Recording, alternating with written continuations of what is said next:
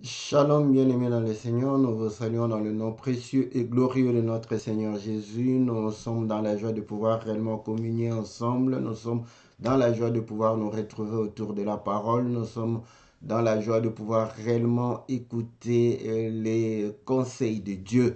Que l'Éternel, notre Dieu, qui nous a accordé ce moment, vous soit favorable dans le nom puissant et glorieux de notre Seigneur Jésus.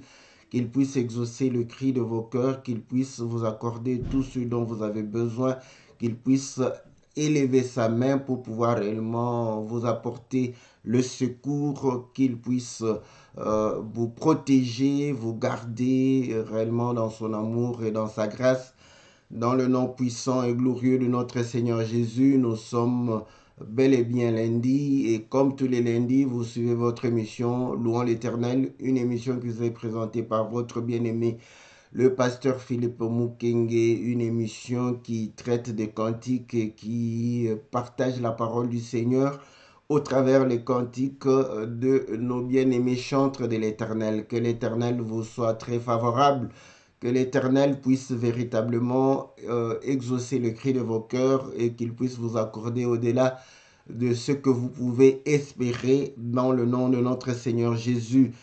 Shalom à tous les bien-aimés qui sont connectés, à tous ceux qui vont pouvoir réellement nous suivre en différé et tous ceux qui nous suivent dans notre chaîne YouTube. Que l'Éternel, votre Dieu, vous soit très très favorable. Comme on dit, si vous voulez faire une petite action, on vous demande de pouvoir permettre aux autres de pouvoir écouter les choses de Dieu, partager les vidéos, aimer-les et ça nous permet de pouvoir être plus visible et de pouvoir aussi atteindre un plus grand nombre de gens. L'Éternel ne manquera pas de vous bénir et l'Éternel ne manquera pas de pouvoir être favorable à tout celui qui contribue à l'expansion de la parole du royaume et de la bonne nouvelle. Que l'Éternel vous soit très très favorable, que l'Éternel vous bénisse dans le nom précieux et glorieux de notre Seigneur Jésus. Comme vous le savez, nous sommes en train de pouvoir réellement faire la marche pour pouvoir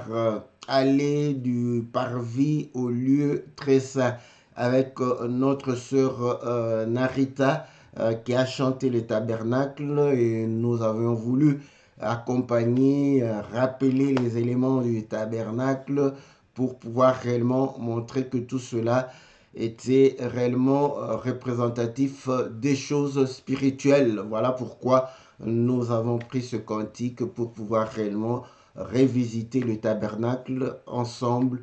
Et la fois passée, nous avons parlé du parvis, nous avons parlé de la longueur, de la largeur, de la hauteur des voiles, des rideaux qui constituaient le parvis. Nous avons parlé de la porte, le parvis. Nous avons parlé, n'est-ce pas, du parvis. Nous avons parlé de la capacité de la porte, les rideaux aussi qui fermaient le parvis, les couleurs bleu, cramoisi et pourpre. Nous avons parlé aussi de la broderie, nous avions parlé des colonnes et les bases qui devraient être des reins, nous avions dit, comme nous allons parler de l'autel des holocaustes qui est l'autel des reins.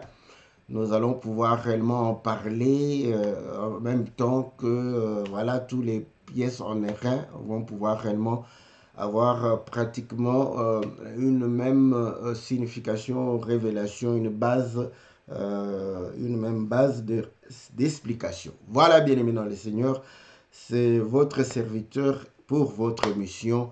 Et comme nous l'avons toujours dit, pour soutenir les chantres, parce qu'ils nous permettent à ce que nous ayons des vidéos, des clips, et nous pouvons pouvoir réellement partager la parole, aller en profondeur par rapport au cantique. Sans plus tarder, comme tous les lundis, nous allons pouvoir réellement suivre le cantique de notre sœur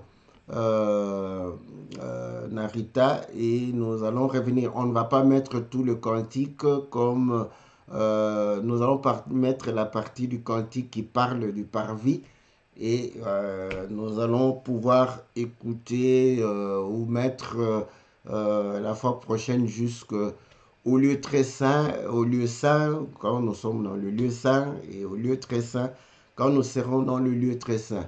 Voilà, que Dieu vous bénisse dans le nom précieux et glorieux de notre Seigneur Jésus. Amen.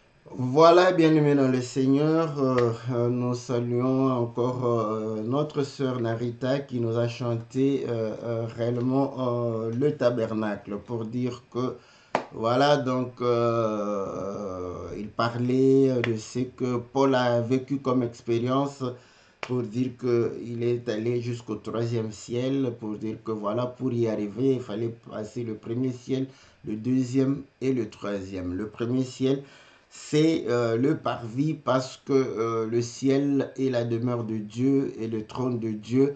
Et là, nous comprenons que la demeure de Dieu sur la terre était le tabernacle.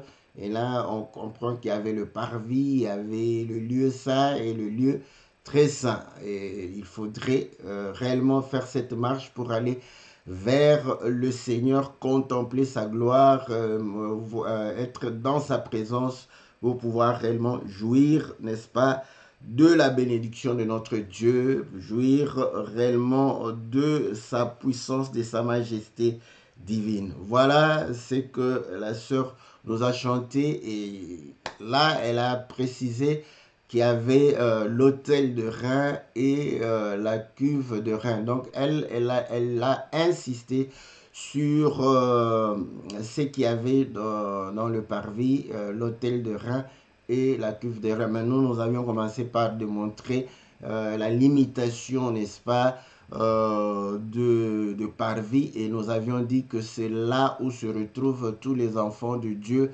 Et voilà pourquoi la Bible dit que nous allons pouvoir réellement croître comme des palmiers, comme des justes, n'est-ce pas, dans les parvis de Dieu. David va dire qu'il vaut mieux un jour dans les parvis de Dieu que 1000 ans ailleurs. Donc, nous n'allons pas revenir sur ce que nous avions dit.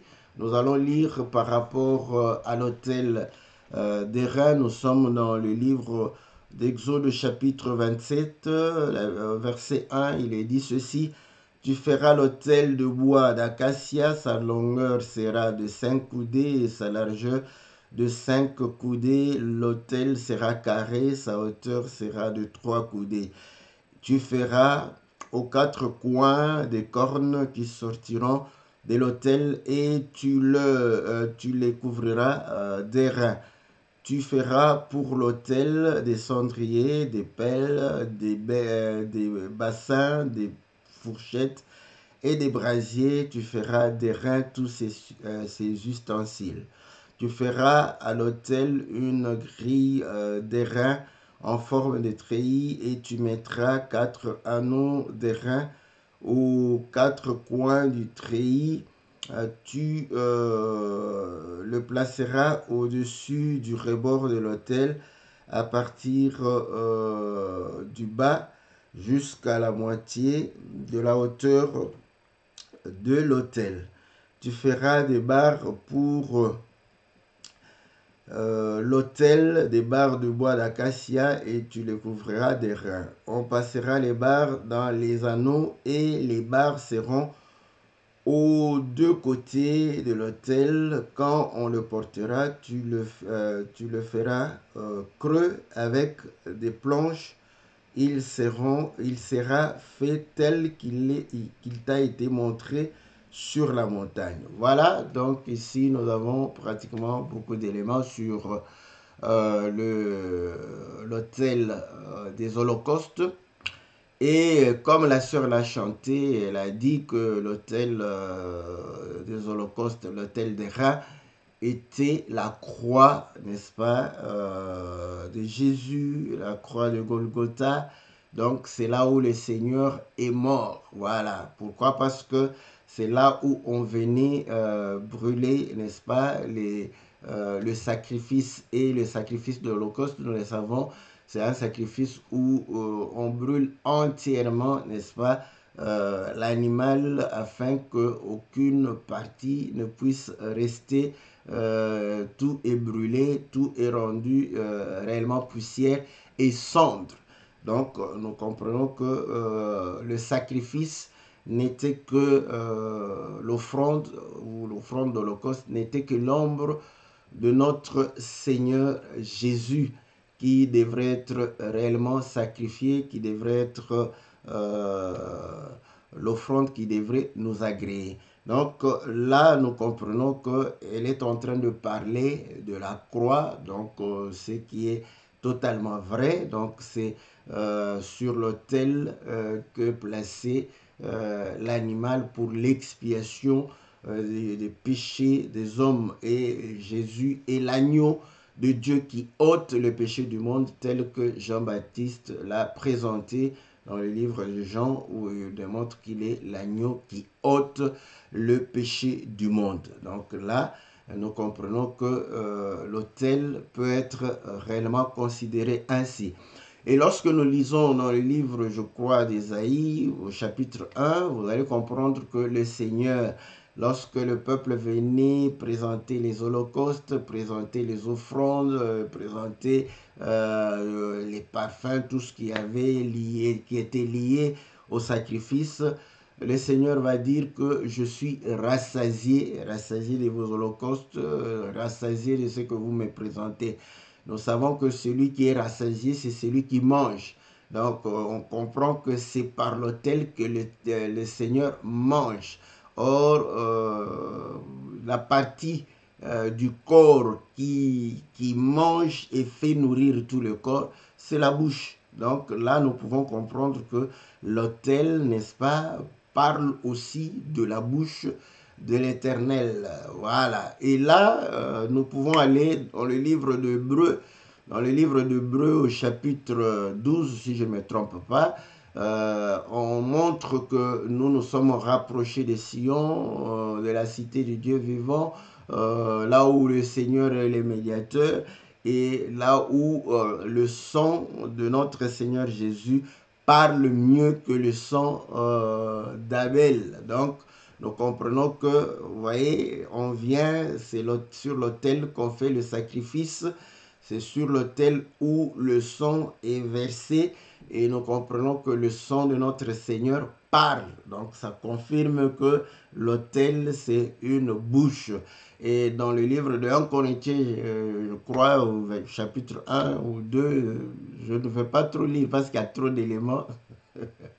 Nous croyons que vous êtes des lecteurs de la parole, vous êtes des personnes qui lisent, n'est-ce pas, la parole de Dieu, donc pour nous permettre d'aller rapidement afin de toucher le maximum d'éléments que nous allons analyser pour ne pas nous éterniser, parce que vous savez que nous avons l'habitude de beaucoup parler et parfois aller dans des détails.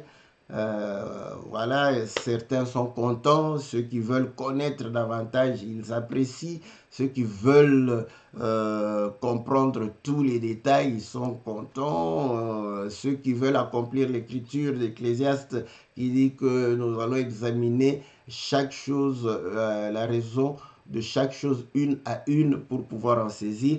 Donc, ils sont contents, mais parfois, ceux qui veulent avoir la chose assez rapidement peuvent se fatiguer. Donc, nous, et puis c'est le domaine des docteurs d'aller dans tous les détails, nous allons donner des éléments, n'est-ce pas, qui puissent réellement nous éclairer afin que lorsque vous allez écouter d'autres grâces, cela puisse vous permettre de pouvoir être déjà, avoir déjà une base et pouvoir comprendre les choses de Dieu. Et certaines choses sont déjà des choses que vous connaissez, que nous répétons parce que la répétition est la mère de la science. Donc, vous allez comprendre que Paul dit que Dieu a voulu que nous soyons sauvés par la prédication de la croix. Vous voyez? Donc, vous allez comprendre que la croix, Jésus, n'est-ce pas, nous permet de pouvoir prêcher, parler, et nous voyons que c'est le son, n'est-ce pas, de notre Seigneur qui parle. Donc, c'est la bouche. Or, la Bible démontre le son, c'est la vie. Le Seigneur dit qu'il n'y a pas plus grand amour de donner, n'est-ce pas, sa vie pour ses amis. Et je crois que dans Lévitique, on dit que le sang, c'est l'âme, c'est la vie, n'est-ce pas? Et l'Écriture démontre aussi que la vie, n'est-ce pas, était dans la parole. Vous voyez, au commencement était la parole était avec Dieu, la parole était Dieu. En elle était la vie, et cette vie est la lumière des hommes. Et la lumière est venue chez les siens. Vous allez comprendre que la vie, c'est le son, et le son, n'est-ce pas, c'est réellement une voix aussi qui crie, n'est-ce pas? Donc, nous comprenons que le son parle, le son crie, le son, donc nous sommes sur l'autel. L'autel, c'est une bouche. Et la bouche, le Seigneur va prendre Moïse pour dire que tu seras ma bouche. Donc, c'est le porte-parole de Dieu. C'est l'homme, le serviteur de Dieu, l'homme de Dieu, la bouche de Dieu. Donc, nous comprenons que l'autel parle, n'est-ce pas, de la bouche du serviteur, du ministre. Donc, et là, nous allons comprendre pourquoi nous avons, n'est-ce pas, le chiffre 5, parce que il a dit fait selon le modèle. Et la fois passée, nous avions dit le modèle qui a été dans au ciel, les dimensions aussi, mais ce n'était pas physique. Donc, ces dimensions doivent représenter une réalité spirituelle. Et là, nous comprenons que nous avons le chiffre 5, et le chiffre 5 est le chiffre du service. Donc, la main qui sert, le grand serviteur du corps, c'est la main. La main qui sert, n'est-ce pas? C'est Dieu a fait la main avec 5 doigts. Donc, vous allez comprendre que la main a le chiffre 5. Et la main sert, lave le corps, nourrit le corps, soigne le corps, n'est-ce pas? Habille le corps. Ça, c'est bon. Donc, nous comprenons que c'est le ministère. Et la forme carrée, c'est important parce que vous allez comprendre que beaucoup, par rapport au don ministériel, chacun a sa grâce, mais Dieu démontre que c'est une forme carrée. Donc, ils sont tous égaux. C'est ce que Paul dit dans 1 Corinthiens chapitre 3. Et lorsque les hommes charnels ont voulu commencer à donner plus d'importance sur un homme que sur un autre, il va pouvoir dire que nous sommes tous égaux, nous sommes tous vos serviteurs, nous sommes tous réellement des instruments de Dieu pour que vous puissiez voir, connaître et recevoir le salut. Donc, nous comprenons que la forme carrée, c'est par rapport aussi à cette égalité. Nous pouvons prendre encore l'exemple sur le pectoral, donc dans Exode chapitre 28, si je ne me trompe pas, le pectoral où il y avait les enfants, les pierres précieuses qui portaient le nom des enfants d'Israël. Ces pectorales étaient en forme de carré, vous voyez. Donc, et nous prenons encore l'exemple de la ville de Jérusalem en Apocalypse chapitre 22, où la ville était en forme de carré et la mesure, n'est-ce pas, la longueur était 12 000 stades, je crois, si je ne me trompe pas, et la largeur, nous trouvons le chiffre 12. Donc 12 et 12, vous allez comprendre que la ville, la Jérusalem, c'est aussi le peuple de Dieu. Nous pouvons prendre Galates chapitre 4, lorsque Paul est en train de parler d'Abraham, Agar et Sarah, va dire que Sarah, c'est la Jérusalem d'en haut. Donc, vous voyez, c'est nous qui sommes ces enfants qui formons, n'est-ce pas, Sarah. Donc, c'est le peuple de Dieu, les enfants de Dieu.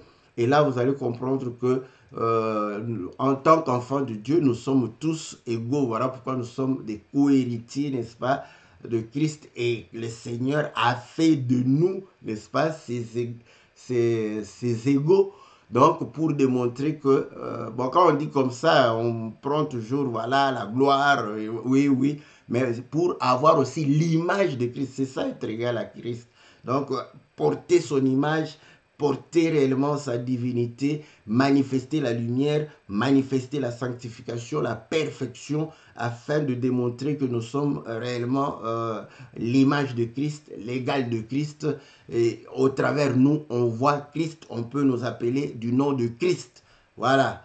Donc, vous allez comprendre que voilà pourquoi il y avait cette forme carrée et la hauteur était porter le chiffre 3, vous allez d'abord comprendre que la hauteur, c'est pour nous amener, n'est-ce pas, dans les hauteurs. Voilà, c'est pour que nous puissions aller, n'est-ce pas, au ciel. Et la Bible dit que la chair et le sang ne peuvent hériter le royaume. Donc, la chair et le sang ne peuvent aller dans les hauteurs, ne peuvent aller, n'est-ce pas, au ciel. Voilà pourquoi nous avions toujours dit dans ces 2 Corinthiens chapitre 11, si je ne me trompe pas, là où Paul est en train de pouvoir dire que je connais un homme, je ne sais si c'était dans son corps ou hors son corps, parce qu'il savait qu'au ciel, il allait avec ce corps, c'est pratiquement impossible. Et il s'est demandé, mais je ne suis pas mort. Donc, si tu n'es pas mort, c'est que tu es dans ton corps. Voilà pourquoi il s'est posé la question, est-ce que c'est hors le corps ou dans le corps? Seul Dieu sait. Bon, je ne voudrais pas être prétentieux, n'est-ce pas? Je ne voudrais pas être prétentieux pour que vous puissiez... parce que là, en tout cas, selon la révélation, il est difficile de croire qu'il est allé avec son corps là-bas. Mais bon, lui-même, comme il a dit, on préfère ne pas aller, n'est-ce pas, au-delà des Écritures pour ne pas créer des turbulences. Voilà. Donc, comme vous savez, nous n'aimons pas beaucoup de zones de turbulence.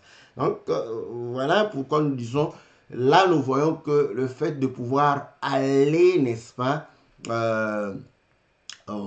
au ciel, monter, n'est-ce pas, nous pouvons prendre l'eau qui monte, vous allez voir que ça doit changer de nature. Et Paul démontre que lorsque nous allons pouvoir aller à la rencontre du Seigneur, nous allons changer de nature parce que nous devons porter l'incorruptibilité, l'immortalité. Donc nous comprenons que le chiffre 3 parle de la victoire, n'est-ce pas, sur la mort. Or, nous savons que la victoire sur la mort, c'est la résurrection de notre Seigneur Jésus. Donc, voilà pourquoi le ministère nous a pour but de pouvoir réellement nous communiquer la victoire sur le péché, sur la mort, sur l'impureté, sur voilà, tout ce qui ne peut honorer Dieu. Voilà pourquoi le Seigneur dit, si vous croyez à ma parole, celui qui croit en moi ne mourra jamais. Donc, vous voyez, donc le Seigneur démontre que lorsqu'on croit à la parole, on ne va pas mourir. Et il dit encore, celui qui mange ma chair et boit mon sang aura la vie éternelle. Donc, nous comprenons que le chiffre 3 parle, n'est-ce pas, de la vie, de la victoire de la vie. Et cette vie doit être manifeste. Et la vie est manifestée dans la marche. Vous allez comprendre que lorsque nous marchons, nous manifestons la vie. Voilà pourquoi il a été dit que nous devrions, Israël devait sortir pour faire la marche de 3 jours afin de pouvoir célébrer Dieu. Vous voyez, donc la marche démontre la vie. Et écoutez, le Seigneur va pouvoir dire à Israël que vous n'allez pas entrer. Qu'est-ce qu'il a fait? Il les a fait tourner, donc il n'avançait pas. Il tournait, donc il ne marchait pas. Il tournait là-bas pendant 38 ans pour pouvoir tuer tous ceux qui étaient en capacité de porter l'arme. Donc, ceux qui avaient de la force, ceux qui avaient de la capacité. Cela voudrait dire que le Seigneur voulait anéantir la chair afin de pouvoir permettre, n'est-ce pas, à ceux qui n'ont que la foi en Dieu de pouvoir hériter la terre de Canaan, qui est le symbole du royaume des cieux. Voilà. Donc, et il va pouvoir dire, tu feras aux 4 coins des cornes qui sortiront de l'autel et tu les couvriras d'airain. Et vous allez comprendre que la corne, on peut parler de la puissance de Dieu. La corne, n'est-ce pas, parle aussi, n'est-ce pas, de la royauté. Mais la corne, vous allez comprendre, parle aussi de la trompette. Parce que quand nous parlons de la trompette aujourd'hui, nous avons l'image des trompettes que nous voyons.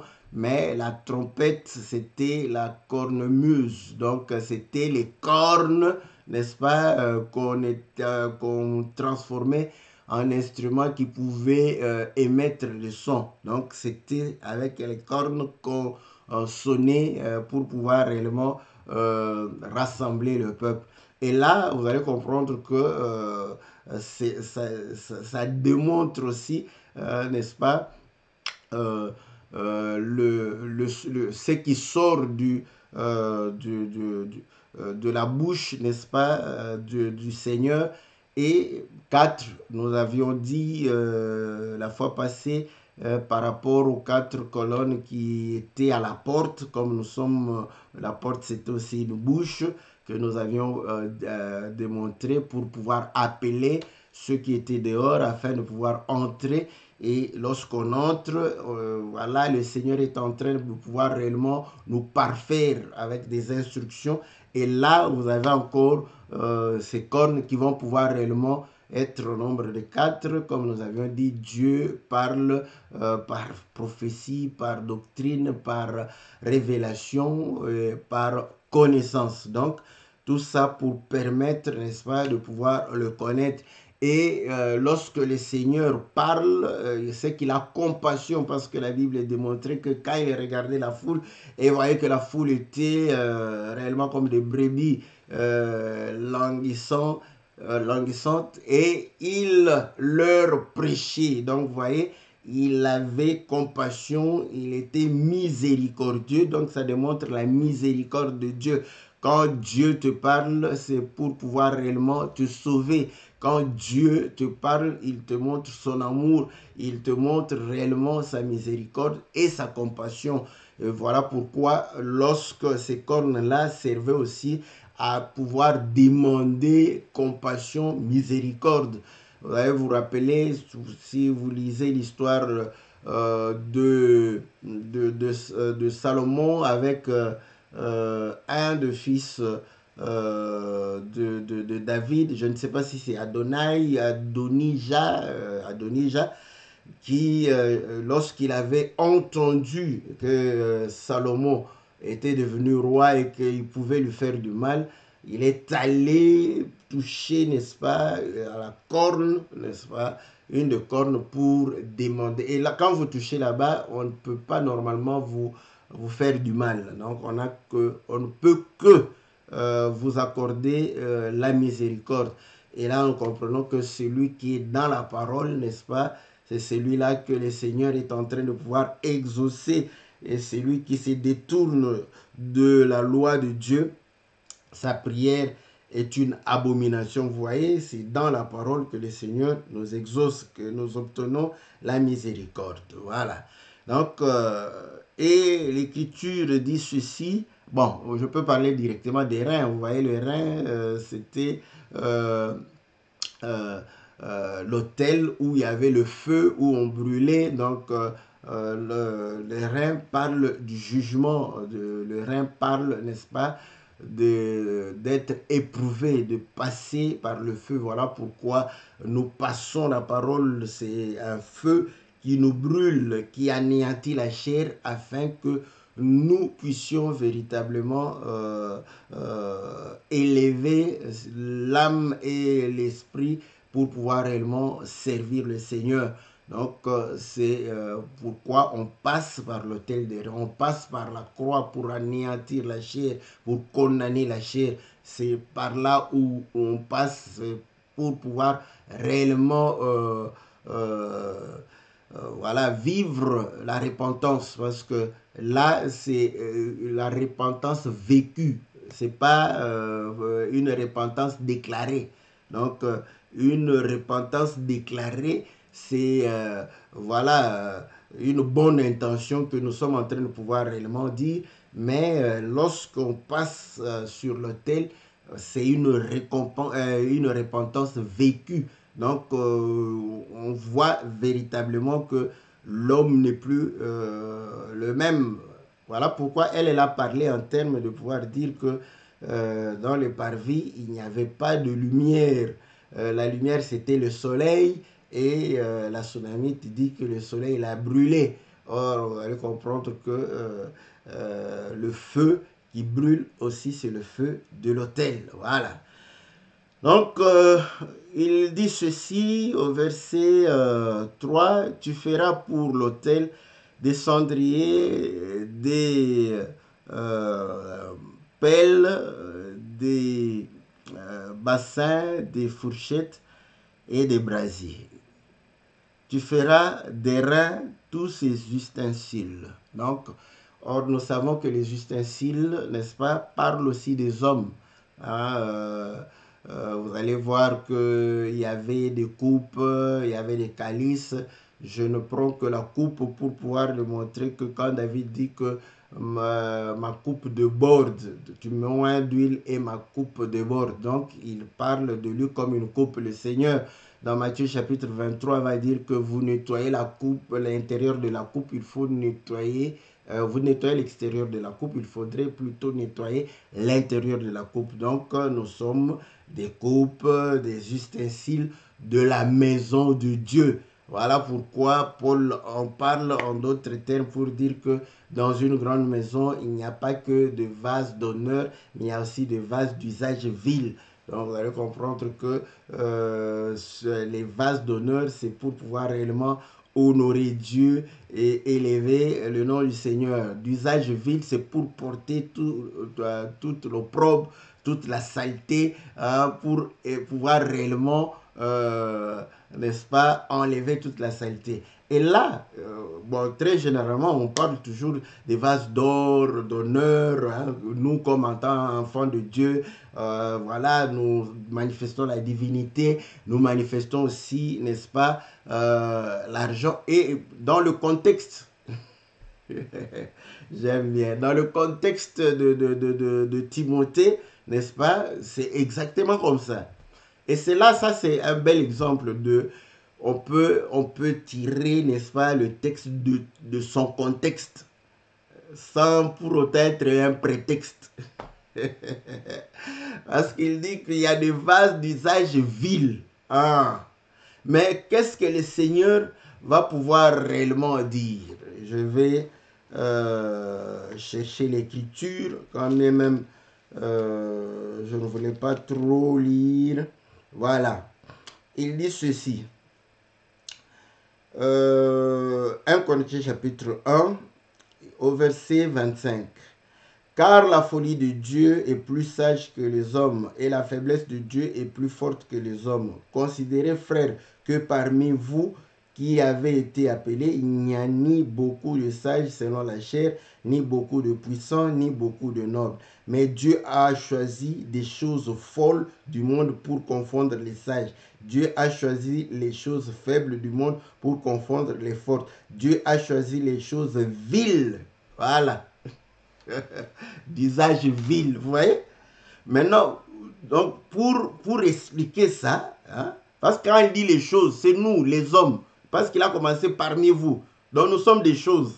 Voilà, quand on parle, oh, vous nous chosifiez. Oui, nous sommes des choses. Dieu lui-même, c'est une chose. Parce qu'on dit les choses de Dieu. Bon. Si tu es scandalisé, je retire ça, parce qu'il faut donner de l'honneur à notre Dieu.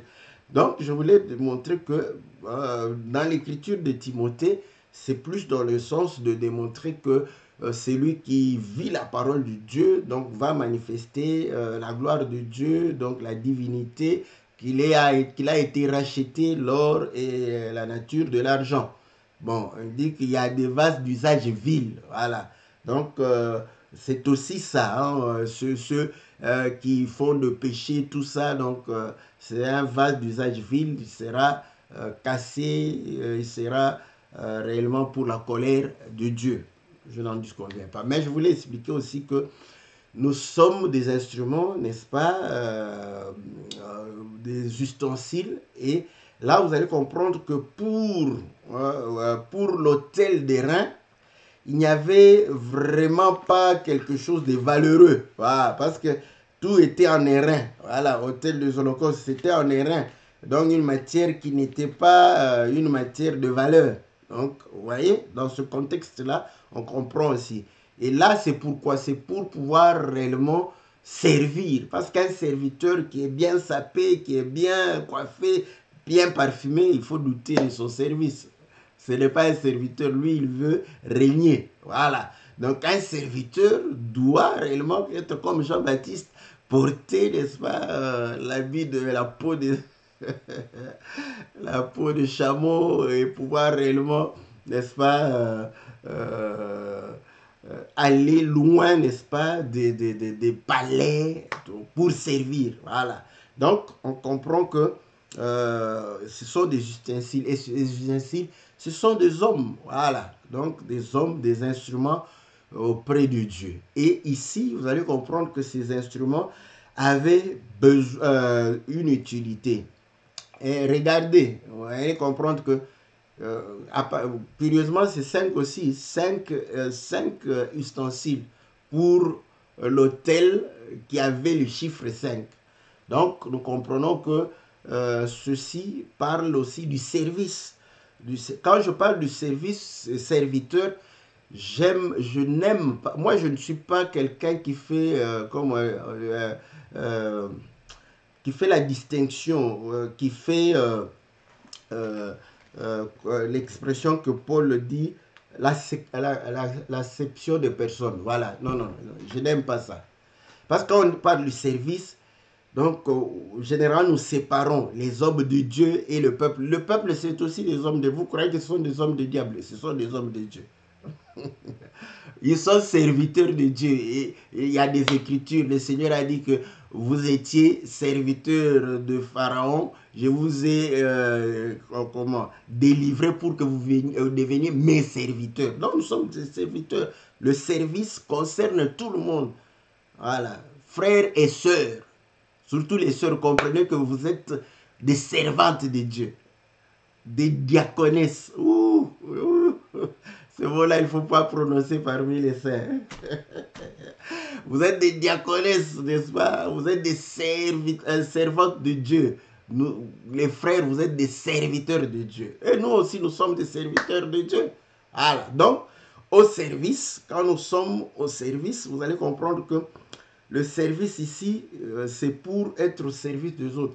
Et là, cendrier, c'est pour, vous voyez, à la conserver la poussière, enlever la poussière. C'est aussi pour enlever la poussière, conserver la poussière. C'est deux choses. Hein? Enlever la poussière et conserver la poussière. Okay? Et vous avez des pelles dans la Bible, vous allez comprendre que le Seigneur va leur dire, parce qu'ils n'avaient pas de toilettes, de WC comme on l'a aujourd'hui. Donc, chacun devrait être amené une pelle pour pouvoir, n'est-ce pas, cacher, n'est-ce pas, ses impuretés. Ouais? Donc, vous allez voir que c'était pour réellement creuser, pour pouvoir cacher les impuretés. Les bassins, c'est pour laver, et quand on se lave, c'est pour enlever l'impureté, la saleté que nous avons accumulée en marchant, en travaillant. Et de fourchettes, cela servait de pouvoir prendre la nourriture. Voilà, vous connaissez les fils d'Élie qui étaient en train de pouvoir venir avec de longues fourchettes pendant que c'était encore pas cuit, ils prenaient pour manger, n'est-ce pas? Donc, vous allez comprendre que la fourchette te permet de prendre la nourriture et de pouvoir manger. Et lorsque nous regardons, on dit brasier. Brasier, c'est le feu, c'est pour pouvoir réellement brûler, éprouver, épurer. Voilà. Donc, ça, c'est véritablement aussi le rôle de la parole. Donc, quand la parole vient, donc maintenant, je vais faire un peu la séparation. 5, on a parlé de ministère, 5 dons du ministère, mais comprenez que tout ce qui est valable pour un ministre est valable aussi pour le peuple. Parce qu'aujourd'hui, le peuple parle beaucoup. Voyez, les hommes de Dieu, ils ne sont pas sérieux. Mais vous, vous êtes sérieux. Hein? Parlons-en. Entre vous et nous, qui sommes sérieux? Le peuple, vous voyez, le peuple, lui, il peut pécher comme il veut, mais ce n'est pas un problème. Mais quand un homme de Dieu pêche, oh, ça c'est grave. Mais le peuple, qu'est-ce que les hommes de Dieu font que le peuple ne fait pas? Hein? Donc, nous sommes tous tenus à pouvoir réellement vivre la parole. Et je vais vous démontrer cela. Parce que le Seigneur fait de l'Église, n'est-ce pas, toute une lumière. Il n'a pas dit simplement les hommes de Dieu. Il dit que vous êtes une ville placée sur une montagne. Vous êtes la lumière du monde. Donc, toi aussi, tu es la lumière du monde. Donc, tu dois être un modèle. On ne doit pas te voir dans la rue en train de te chamailler. Non. Ni de te bagarrer. Non. On ne doit pas te voir avec les femmes. Non. Voilà. Maintenant, nous sommes mis encore en évidence parmi ceux qui brillent. Bon, c'est normal. C'est normal que vous puissiez véritablement nous attaquer. Mais comprenez que nous sommes dans le même bateau. Hein? Quand on dit comme ça, c'est une écriture, nous sommes dans l'arche. Noé et ses fils et ses filles, tous dans l'arche. Si l'arche se casse, donc nous tous, nous allons pouvoir réellement. Vous voyez que c'est une écriture de la Bible. Donc, vous allez comprendre que quand on fait cette séparation rapide, on enlève, conserver la poussière, c'est-à-dire l'animal a été brûlé, donc c'est un témoignage de la mort de l'animal. Voilà. Donc, nous devons témoigner que Christ est crucifié. Voilà pourquoi Paul dit que c'est que je veux voir Christ crucifié en vous. Donc, nous comprenons que l'œuvre de la croix doit être manifeste dans nos vies. Voilà. Et lorsque nous avons cru au Seigneur, nous devons nous débarrasser de toute souillure avec des pelles. Voilà, donc c'est ça ce que le ministère fait. Et chacun de nous n'est-ce pas, doit avoir ce témoignage et chacun de nous doit se débarrasser, n'est-ce pas, de ces souillures. Et nous devons nous laver, n'est-ce pas, comme on sait laver tout le corps, nous devons nous laver les pieds. Voilà pourquoi, n'est-ce pas, on parle de lavement de pieds, n'est-ce pas, régulièrement pour enlever la poussière, pour pouvoir réellement recevoir le pardon de péché. Et la fourchette permet de pouvoir nous nourrir, donc d'apporter la parole pour nous nourrir, vous voyez. Et comme on dit, nous devons être exercés dans le jugement pour discerner ce qui est juste, ce qui est bon. Voilà les éléments. Bon,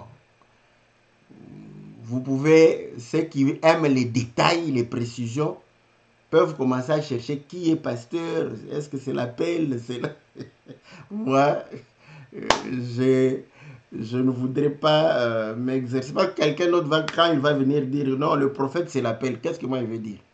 Si j'ai pas beaucoup d'éléments, j'ai pas beaucoup d'éléments maintenant pour savoir, bon, de toute façon, je ne me suis pas donné à pouvoir réellement les chercher, mais je pourrais, mais bon, comme on laisse ça au docteur, hein, les hommes de précision, ils peuvent penser à ça. Donc, pour chercher qui est docteur, qui est apôtre, est-ce que l'apôtre c'est l'appel, est-ce que c'est les cendriers, donc, mais ce que moi j'aimerais que chacun de nous comprenne que nous devons être exercés dans le jugement, nous devons réellement nous garder purs, nous devons confesser nos péchés, n'est-ce pas? Les ablutions, c'était avec les bassins, n'est-ce pas? On va en parler avec la cuve, ouais, que j'ai pas eu le temps de parler de la cuve de rein. Oh, voilà. Donc, voilà ce que nous pouvons dire. Donc, voilà. Donc, voilà ce qu'il y avait pour l'hôtel de Reims, l'hôtel des Holocaustes. Et on devrait le transporter aussi, hein, donc, pour comprendre que hein, Paul dit que je porte les marques, n'est-ce pas, de Jésus avec moi. Donc voilà, c'est pour les gens transporter ça. Hein. Donc voilà pourquoi on parle de barres qui devraient passer, on devrait transporter et marcher avec. On transporte l'arche, on transporte l'autel, donc il faut marcher avec les marques. Ce n'est pas, bon, je mets ici pour que vous sachiez, parce que le Seigneur avait montré ses mains, n'est-ce pas, pour montrer que non, il était, les mains, c'est l'ouvrage, que nos œuvres puissent témoigner effectivement que nous avons réellement, nous sommes passés par la mort avec le Seigneur et nous sommes ressuscités avec lui. Nous avons une nouvelle vie, nous vivons en nouveauté de vie. Voilà. Voilà ce que nous pouvons dire. Bon, je crois que, bon, cuve de rein, je vais voir, on commencera par cuve de rein. Si, pour la cuve de rein, peut-être qu'il n'y a pas beaucoup d'éléments, on aura le temps de pouvoir passer assez rapidement et peut-être parler des éléments qui se trouvent dans le lieu saint. Voilà, bien-aimés dans le Seigneur, que Dieu vous soit très très favorable, que l'Éternel puisse vous bénir, que l'Éternel puisse vous être favorable en toutes choses. Nous rappelons à toutes les bonnes volontés de pouvoir réellement soutenir nos chantres afin de pouvoir leur permettre de chanter pour la gloire du Seigneur, n'est-ce pas? Et de nous édifier et de pouvoir réellement nous permettre d'être édifiés en écoutant les cantiques, d'être édifiés lorsque nous venons encore aller en profondeur des cantiques. Voilà, donc nous nous excusons pour le temps, voilà, et puis je n'ai que survolé les éléments de l'hôtel des Holocaustes, mais ça nous a pris assez de temps. Je n'ai pas lu beaucoup d'écrits, je les ai évoqués, donc pour gagner du temps. Et voilà, nous croyons que prochainement nous allons recommencer par la cuve des reins et puis prendre quelques éléments du lieu saint. comme le Seigneur va pouvoir réellement nous orienter. Voilà, bien aimé dans le Seigneur, vous voyez que le cantique, le tabernacle, c'est trop grand. Donc, on va essayer de parler assez rapidement. Mais que le Seigneur vous soit favorable, que le Seigneur vous bénisse, qu'il vous donne réellement toute l'intelligence et la sagesse et la capacité de pouvoir vivre la parole de Dieu. On se retrouve mercredi et on va se retrouver encore lundi par la grâce du Seigneur, dans le nom puissant et glorieux de notre Seigneur Jésus. Amen.